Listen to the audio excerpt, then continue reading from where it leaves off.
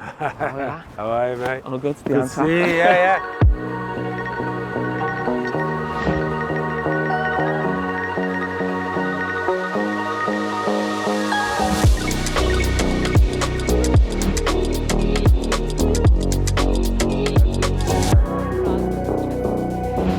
Your own stomping ground? Yes, round here, Marsh Lane, Bootle, Brunswick Boys Club there, where we grew up as kids. My dad used to own this pub, so we were always in and out of it. And our junior school is just there. Everything was going on round here as kids, playing football, bit of school, so yeah, quite lively. Quite lively.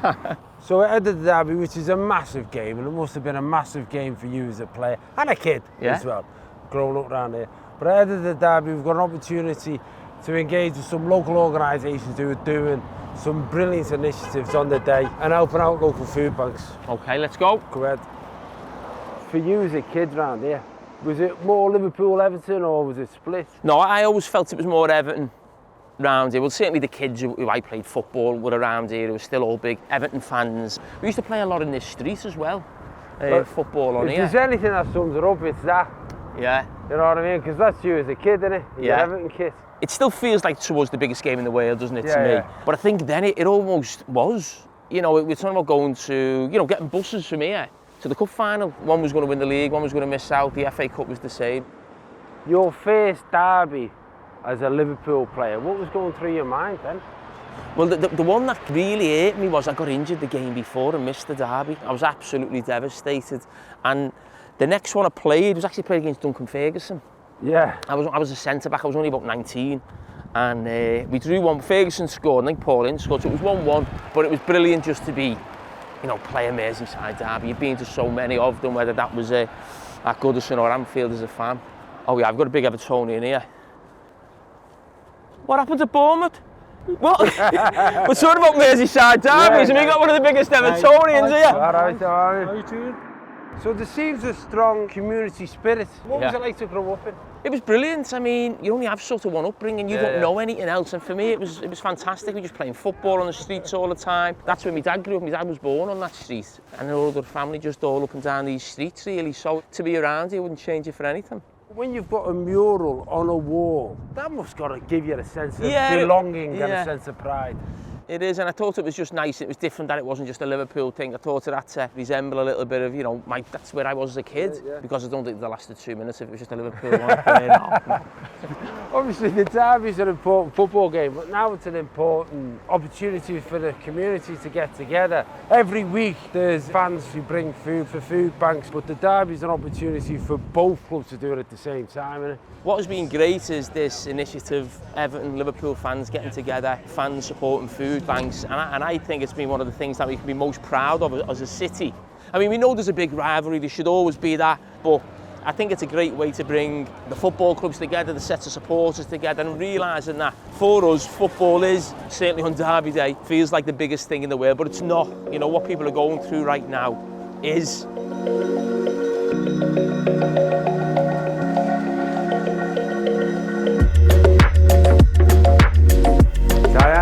Morning, how are you today? Hiya, morning.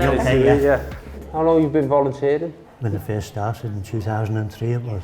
I'm about 9 years, Is there being, almost feels like there's a greater need than when you first opened? Is there more people coming in and using the food bank?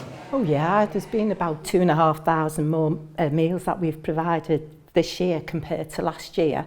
And obviously we used to be open 1 day a week, whereas now families are coming every day. We never turn anybody away. And it's not necessarily people who are not working, they're in low paid jobs. Yeah. There's always that thing about like a stigma attached to sort of going to a food bank. Do you think there's still people out there who aren't actually using the food bank who need it? When a person comes for the first time, they've had to take that leap and build up the courage to come here. You end up being like a counsellor sometimes because they tell you all the problems as well. You know, we try and signpost them to different organisations that may be able to help them. Yeah.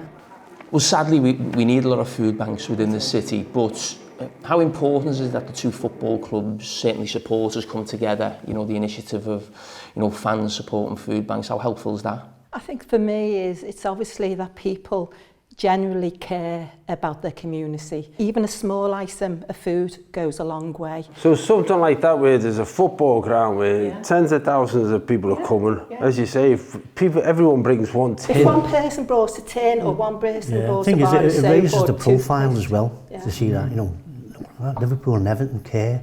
And the good thing about the derby as well, the donations that they're making will get doubled.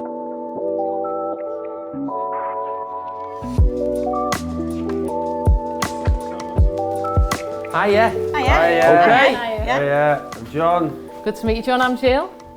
Hi John, I'm Maria. Hello Maria, how are you? I'm fine, thanks. Hi Jamie. Maria. Okay. So tell us, you're with Food Cycle, which is not a food bank. Explain what Food Cycle is.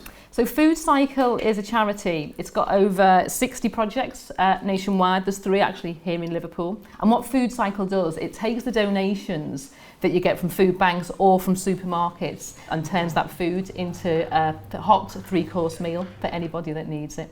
You can give people food, but sometimes you haven't got the facilities to cook it. Yeah. And this is what you had to think of. Some people haven't got a cooker or they can't afford to turn it on. It's a really important facility just for people to drop in, have a chat, have a hot meal. And we now have a list of what certain people can't eat. Yeah. Tell the chef less spice in that soup next week. They want Yeah, they do. yeah. It's like being you're at home now, yeah. So that's a good thing. It means they feel comfortable. 2 Reds. Yeah, definitely. Yeah, okay, so we know what your loyalty is like. But how good is it that the 2 football clubs come together and can help initiatives like this?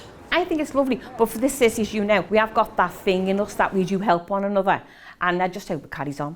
It is great to see Blues and Reds coming together. Yeah. We For know how reasons powerful like that, can be. great, yeah. My dad is a red, and his twin brother is a blue. Twin brother. Yeah, Oh, and God. we haven't spoken to him for 25 years. Me and my husband don't speak on derby. Is your husband a blue? Yeah. Anyone approaching the ground is always exciting on any game, particularly Derby Day. But what's it like as a player? I always feel with a big game, the supporters get there earlier. It's a case of like we want to embrace the sort of atmosphere.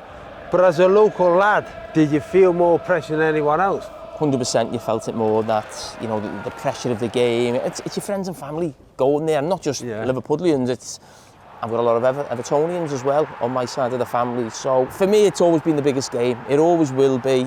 You grew up with an Everton family, and then you became like a legend for Liverpool. And if they got split loyalties on the day, No, I mean, me real close, like me dad, me brothers, me mum, all those people who'd have been, staunch Everton, they support Liverpool now. But I mean, when you start talking about cousins, uncles, aunties, they didn't really change. But I still think, I hope they want me to do well, but maybe not on this game.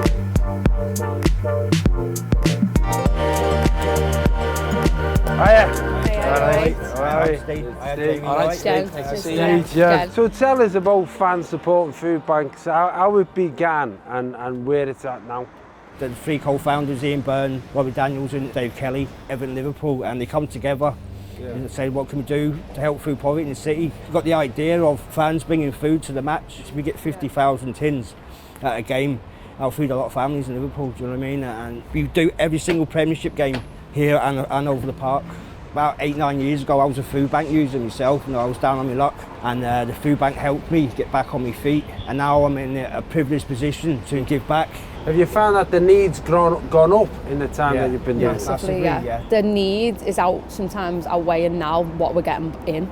We're struggling to cope with the demand now. And with that in mind, the Derby Day is a special day, innit? Because the donations are doubled by Quorn, aren't they? What would you like people to bring?